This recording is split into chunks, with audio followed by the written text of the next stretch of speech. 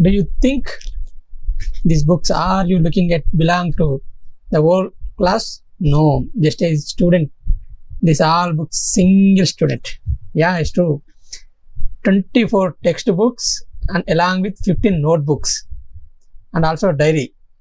Total books for just 4th class students books. Teachers given yesterday. I was studying 4th class.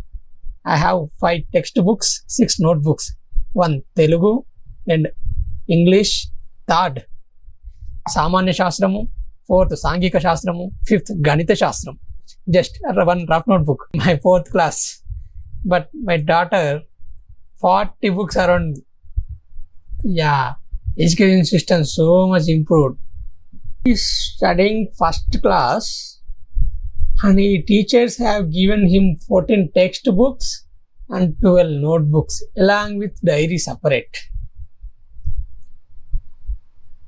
I think it had taken him 1 year to learn the names of those books.